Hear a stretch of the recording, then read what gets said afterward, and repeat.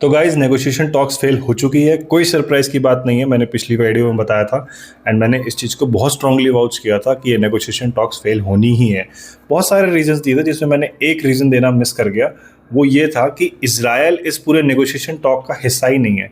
And मैंने इस चीज़ को बहुत बड़ा एम्फोसाइज किया है कि Washington will never decide when this war will come to an end, this will be decided by Jerusalem. जो इजराइल में लोग बैठे हैं, इजराइल को जब तक आप टेबल पे नहीं ला के बैठा रहे हो एंड आप piece talk and negotiation talks को हिस्सा नहीं बना रहे हो ऑफिशियली, तब तक आप इस चीज़ को कभी भी ख़त्म नहीं कर पाओगे। एंड जिस तरीके से अब ट्रंप के बयान आ रहे हैं कि अब स्ट्रेट ऑफ हॉर्मुज खुलेगा ही खुलेगा, ईरान के बिना या ईरान के साथ, तो अब मेरे को लग रहा है कि ये बहुत बड़ा सिग्नल कर रहा है कि अब वहाँ पर मिलिट्री एस्केलेशन यानी कि ग्राउंड एस्केलेशन की खबर आना शुरू भी हो गई है।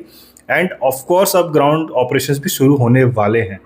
प्लस इसराइल की तरफ से एक बहुत ही बड़ा स्टेटमेंट आया था, कुछ ट्वीट में अटैच कर दे रहा हूँ, कि ईरान में जितने भी न्यूक्लियर प्लांट थे एंड ईरान में जहाँ जहाँ यूरेनियम एनरिचमेंट का काम चल रहा था उसको एंड जो जो साइंटिस्ट इन्वॉल्व थे उन लोग को इसराइल ने मार दिया है। एंड इसराइल ने इस चीज़ को कंफर्म किया कि Iran will never be able to continue the enrichment of uranium, यानी कि वो अब एनरिच कर नहीं पाएंगे।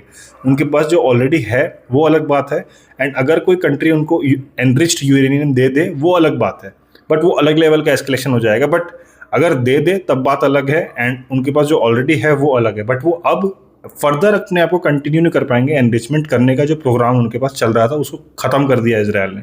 देखते हैं आगे क्या एस्केलेशन होती है। मैं कुछ भी रहेगा तो मैं वीडियो बनाता रहूँगा। And I would like to thank all my 55 subscribers जिन्होंने मेरे साथ शुरू से लेकर अभी तक एंड पे किया है। I would like to take this moment, I am really grateful for you and thank you so much. And देखते हैं आगे क्या एस्केलेशन होते हैं। Stay connected, do subscribe to my channel.